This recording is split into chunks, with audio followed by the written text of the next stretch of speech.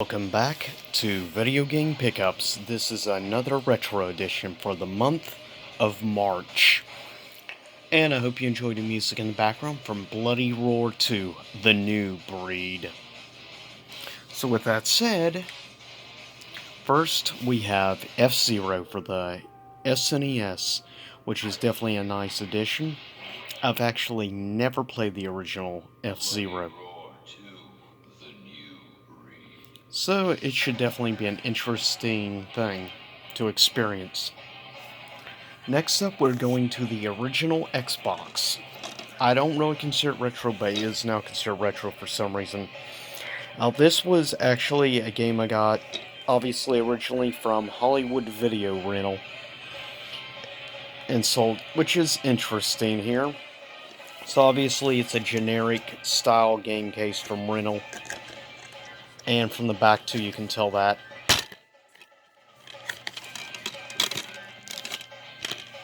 And yeah, still a very interesting thing from the past. Which this was the second of two games based on the third season, known as New Generation. Next up, we have an interesting older 3D fighting game, XMen Next Dimension. Of course, made by Activision, interestingly enough. Now, personally, I don't know too much about the game. I do know, like, the Xbox version got some exclusive characters, like 4 special hidden characters in the game. Looks kind of interesting, clunky, but heck, it may be a fun game.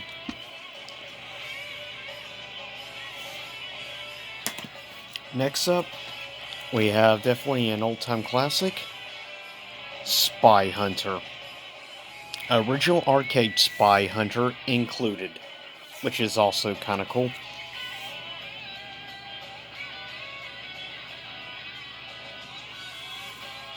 Now, I played Spy Hunter, but it's been quite a few years since I've actually played this game.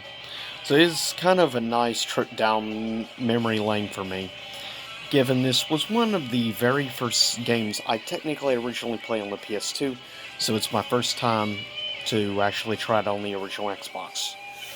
So it should play pretty good. Most multi-platform games did play really good. Next up is an interesting game that caught my attention just because I came across it and it's still factory sealed. How much was this factory sealed PS2 game? Believe it or not, $7. I bought this $7 brand new. From a very small unknown studio called South Peak, which has actually made a couple of other games. One of their games, which is a 3D platformer about a wolf character, basically it was considered a knockoff of Ratchet & Clank, gameplay-wise.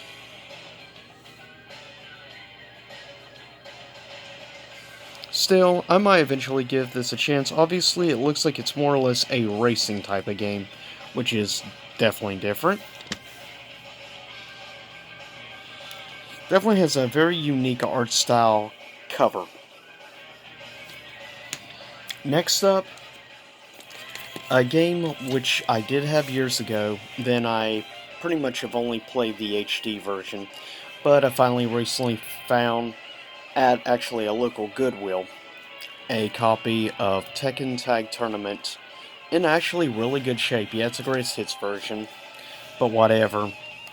I got it for $3, so I'm plenty happy. And the fact it actually still has everything is the cool part.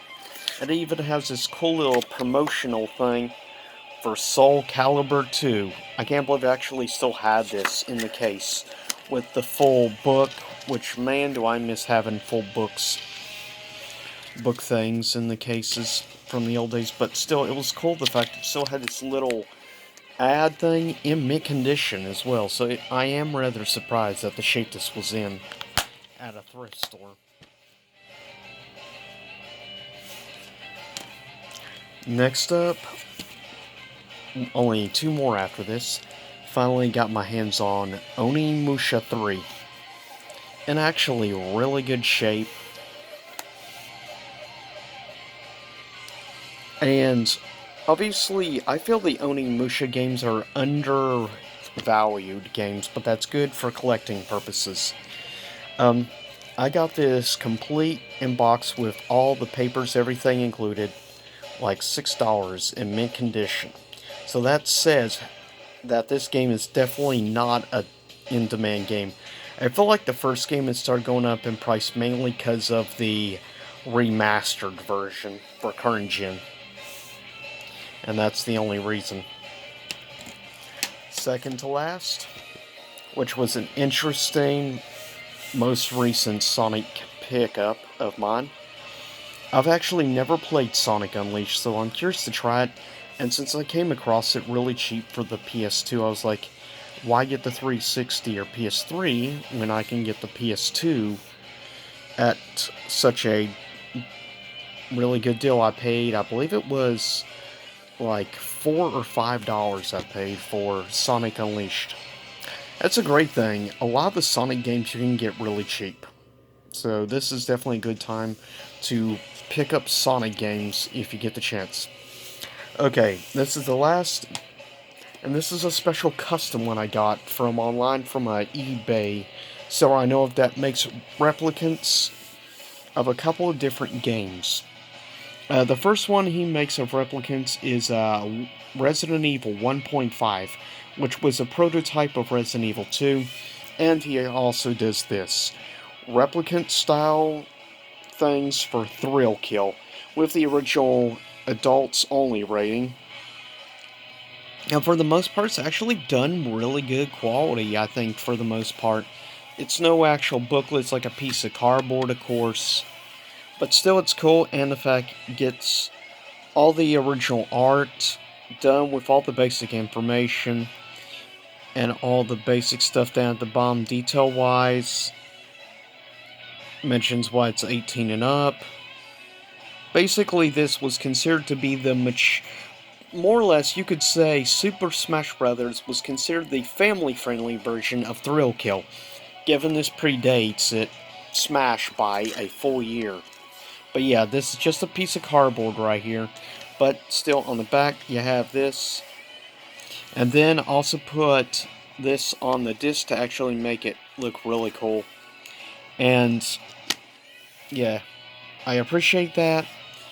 And then you have also the main boss, or basically a female devil creature, which is Veruca is her name, and basically has this tournament for these characters. Well, I may discuss this in the future if you're interested in me ever doing like a retro review on this game. Actually, give me a heads up.